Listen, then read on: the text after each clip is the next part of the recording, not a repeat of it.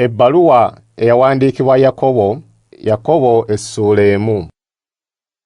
Nze Yakobo, omuweereza wa Katonda era owa Mukama waffe Yesu Kristo, mbalamusa mmwe ab'ebika 12 ebisaasaanye wonna.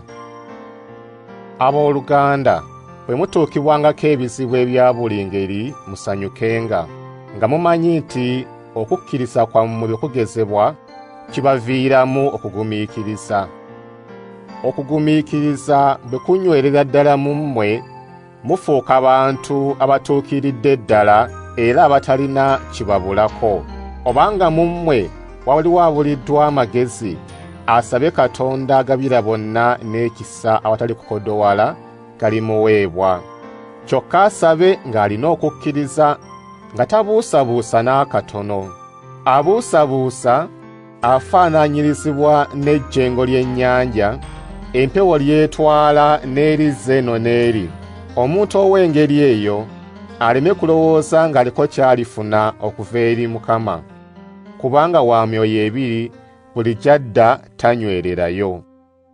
Owooluganda atali wa kitiibwa asaanidde asanyuke nga Katonda amugulumizza, n'omugagga naye asaanidde asanyuke nga Katonda amutowazizza, kubanga omugagga aliggwaawo ng'ekimuli ky'omuddo. Enjuba bw'eyaka n'ebbugumu lyayo eringi ekaza omuddo, ekimuli kyagwo ne kigwa, n'obulungi bw'endabika yaakyo ne buggwaawo. N'omugagga bw'atyo bw'alikala ng'ali mu ebyo bye yettanira. Omuntu agumiikiriza mu kugezebwa yeesiimye, kubanga bw'alimala okuwangula, aliweebwa engule ey'obulamu Katonda gye yasuubiza abamwagala. Omuntu bw'akemebwanga tagambanga nti Katonda yankema. Katonda takemebwa kibi, era ye yennyini takema muntu n'omu. Wabula buli akemebwa asikirizibwa era asendebwasendebwa kwegomba kwe. Okwegomba okwo ne kulyoka kuba olubuto ne kuzaala ekibi, ate ekibi ekyo bwe kimala okukula ne kizaala okufa. Kale nno baganda bange abaagalwa, temulimbibwalimbibwanga. Buli kirabo ekirungi na buli kitone ekituukiridde kiva mu ggulu, ne kikka okuva eri Katonda Kitaffe eyatonda ebyakira ku ggulu, atayinza kuba na kufuukafuuka wadde okulimbalimba. Yateesa ku bubwe n'atuzaala n'ekigambo eky'amazima, tulyoke tubeere n'ekifo ekisooka mu bitonde bye.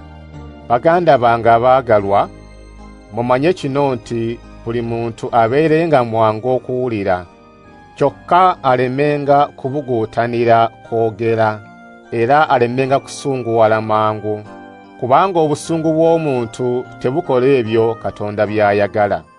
Kale mulekenga emize gyonna n'empisa embi, mukkirize n'obuwombeefu ekigambo kya Katonda ekyasigibwa mu mmwe, ekiyinza okulokola obulamu bwammwe.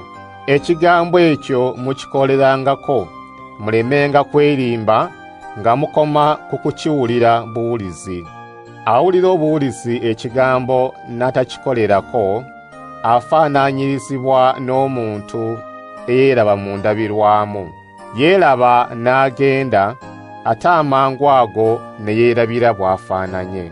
Kyokka eyeetegereza amateeka amatuufu agatufuula ab'eddembe n'aganywererako, atali awulira obuwulizi ne yeerabira, wabula omukozi atuukiriza bye balagira, oyo anaaweebwanga omukisa mu by'akola. Buli eyeerowooza nga wa ddiini kyokka n'atafuga lulimi lwe, oyo yeerimba bwerimbi, eddiini ye teriiko kyegasa. Eddiini entuufu era eteriiko kamogo mu maaso ga Katonda Kitaffe yeeno: okulabiriranga bamulekwa ne bannamwandu mu bunaku bwabwe, n'okwekuumanga ensi ereme kutwonoona.